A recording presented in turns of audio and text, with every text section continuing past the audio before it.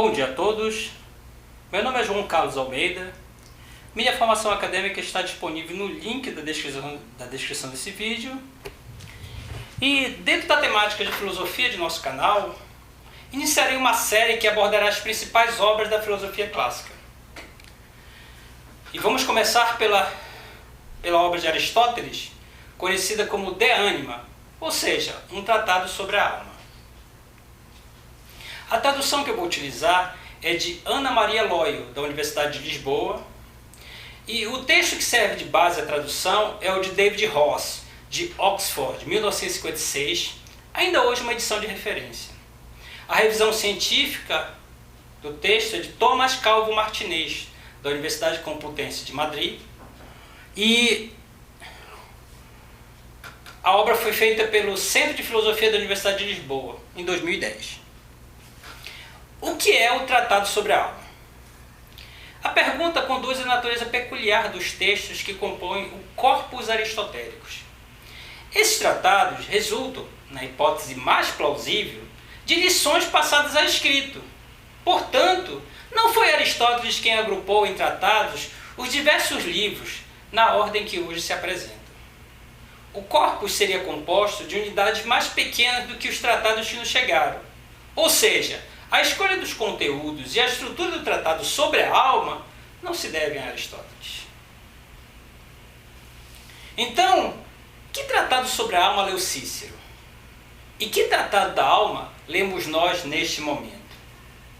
Remissões feitas em outros textos aristotélicos documentam a existência de um tal escrito, possivelmente em vida do filósofo. Não possuímos, no entanto, dados sobre seu formato. O espólio de Aristóteles foi herdado por Teofrasto. Era um discípulo de Aristóteles.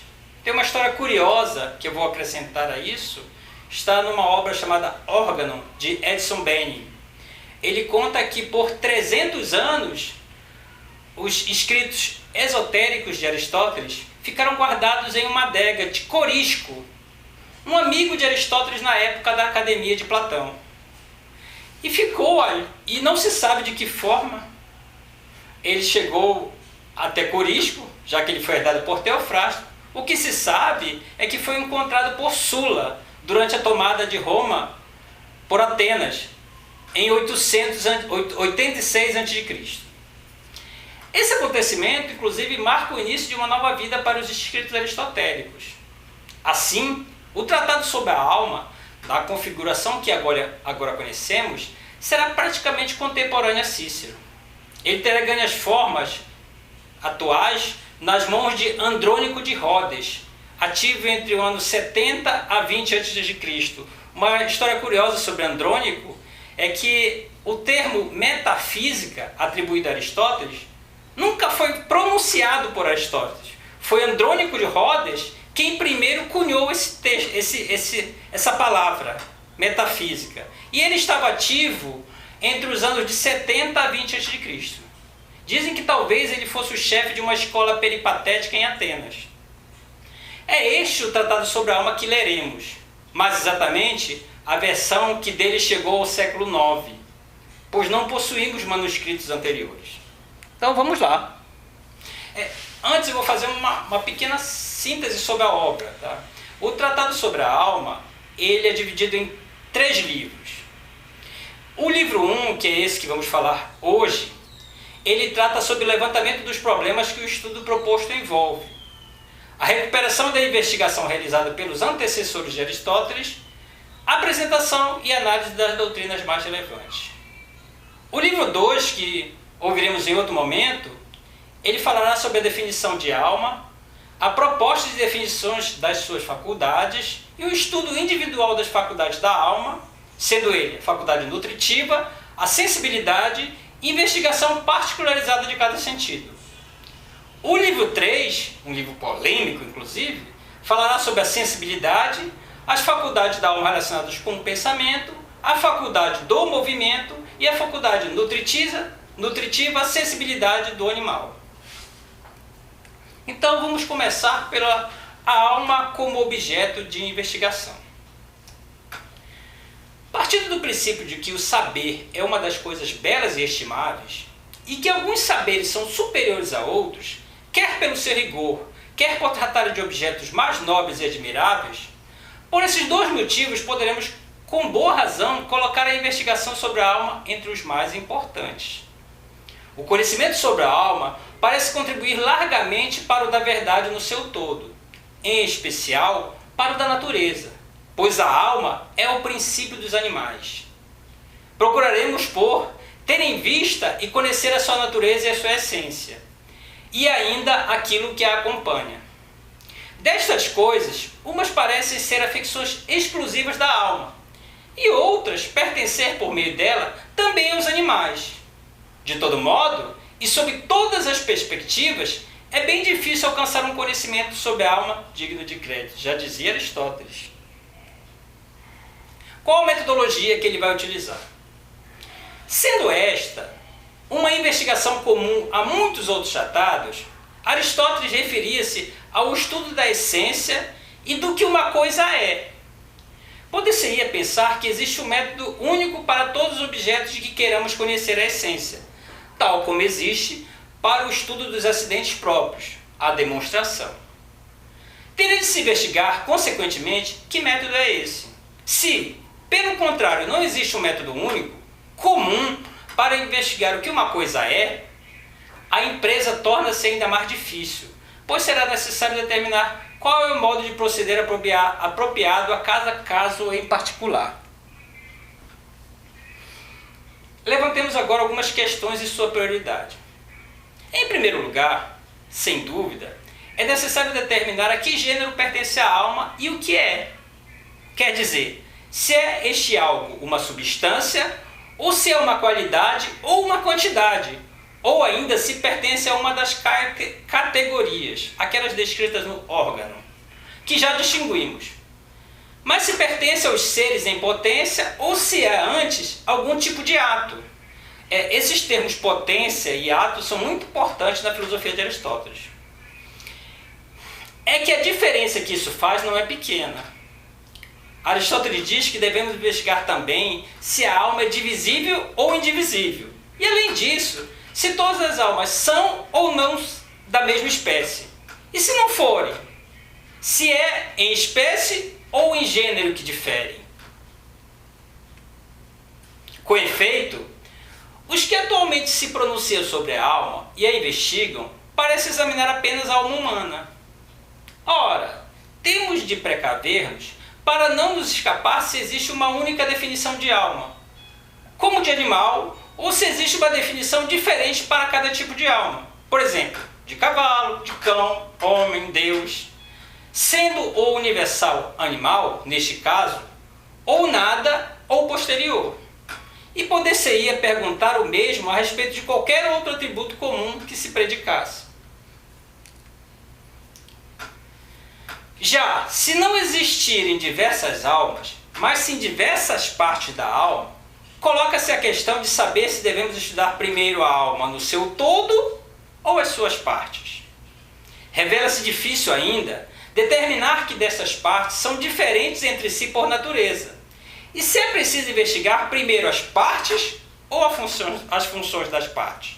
Por exemplo, o entender ou a faculdade que entende, o percepcionar ou a faculdade perceptiva. E o mesmo se aplica aos restantes casos. Mas, se deve investigar primeiro as funções, poderemos levantar de novo o problema de saber se deve investigar os objetos primeiros que as funções, por exemplo, o sensível antes da faculdade perceptiva e o entendível antes do entendimento.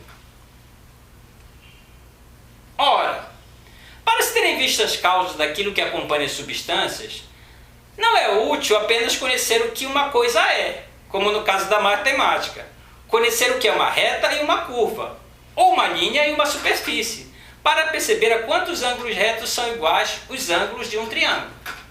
Também o conhecimento daquilo que a acompanha contribui inversamente em grande parte para conhecer o que uma coisa é.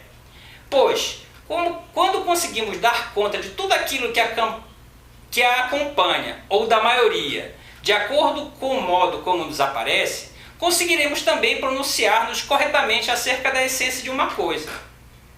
O ponto de partida de toda demonstração é, com efeito, o que uma coisa é, de forma que das definições que resulte, conhecermos aquilo que a acompanha e que nem sequer facilite conjecturar-se acerca disso, foram evidentemente consideradas todas dialéticas e vazias. Ou seja, vocês viram que o método de Aristóteles é bem complexo. Agora ele vai falar sobre as afecções da alma. Suscitam nova dificuldade as afecções da alma, a saber: primeiro, se são todas comuns ao ente que a possui, ou se existe, pelo contrário, alguma afecção exclusiva da alma. É preciso compreender isto, mas não é fácil. Na maioria dos casos, a alma não parece ser afetada nem produzir qualquer afecção sem o corpo. Por exemplo, encolerizar-se, ser ousado, sentir apetites e percepcionar em geral. O que, por excelência, parece ser exclusivo é o entender. Mas se o entendimento é um tipo de imaginação, ou se não existe sem a imaginação, então nem sequer o entendimento poderá existir sem o corpo.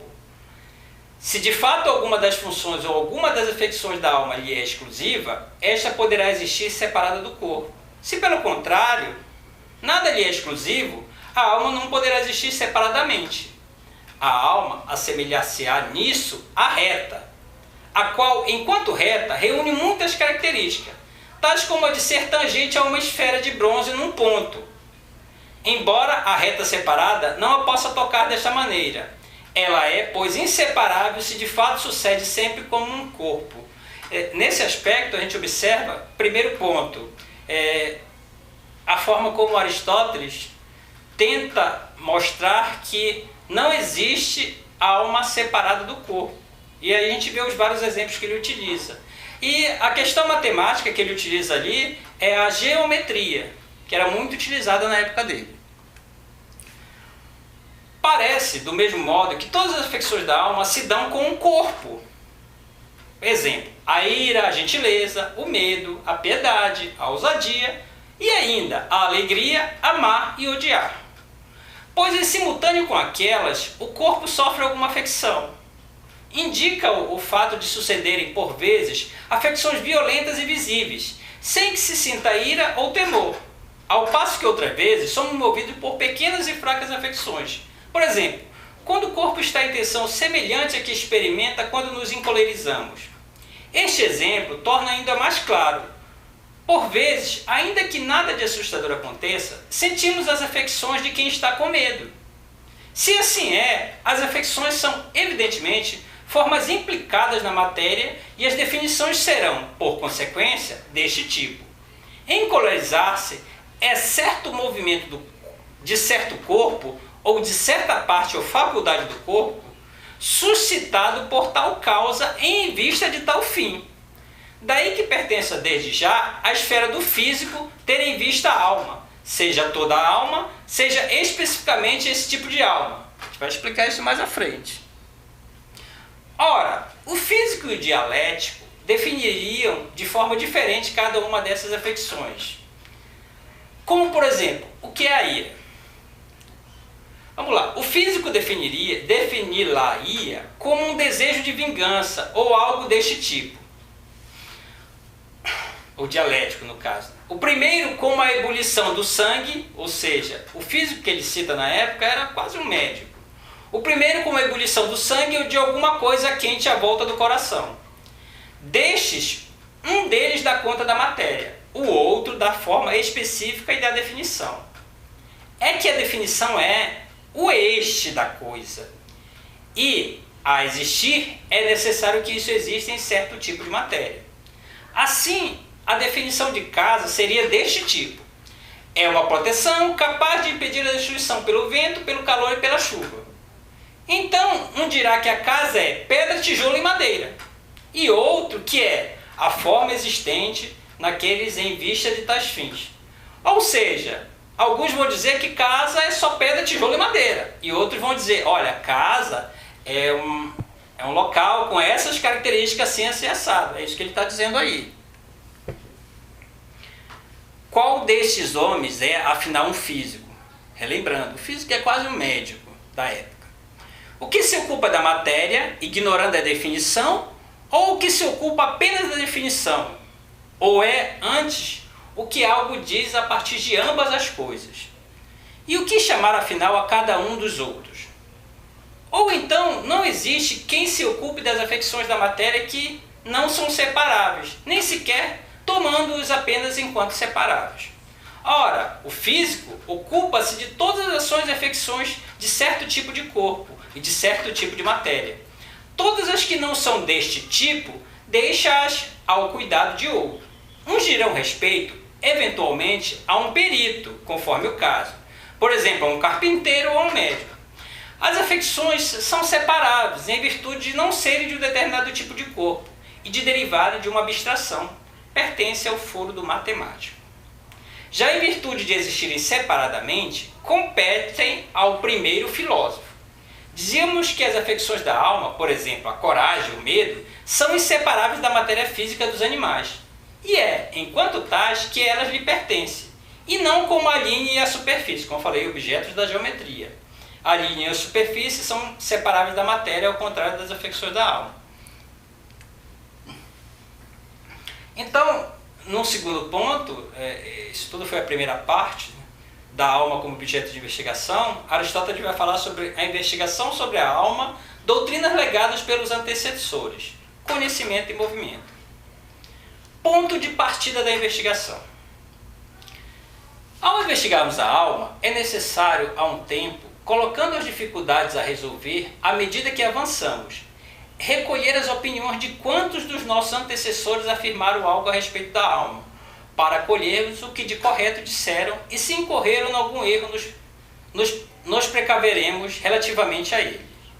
É importante salientar aqui que Aristóteles vai citar vários filósofos e a opinião que o próprio Aristóteles tinha deles.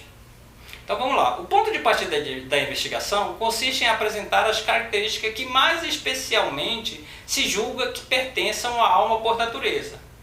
Ora, o animado parece diferir do inanimado, principalmente em dois aspectos, no movimento e no percepcionar. E foram essas duas, aproximadamente, as doutrinas que os nossos antecessores nos transmitiram acerca da alma. Alma e movimento. A alma é, acima de tudo, em primeiro lugar, afirmam alguns, aquilo que move. Pensando estes, então, que o que não se move não é capaz de mover outra coisa. Supuseram que a alma é um dos seres que se movem. Aí já é uma posição já de Aristóteles, né? A alma é um dos seres que se movem. E aí vamos para o primeiro filósofo que ele vai abordar, Demócrito. Então vamos lá. A opinião que Aristóteles tinha a respeito de Demócrito sobre o tema. Por isso Demócrito disse que a alma é uma espécie de fogo e que é uma coisa quente. Das figuras e átomos em número infinito, chamou-os de forma esférica, fogo e alma. Eles são como as chamadas poeiras existentes no ar, que são visíveis nos raios solares através das janelas. E a mistura primordial de todos os átomos constitui, segundo disse, os elementos da natureza no seu todo. Leucipo posicionou-se da mesma maneira.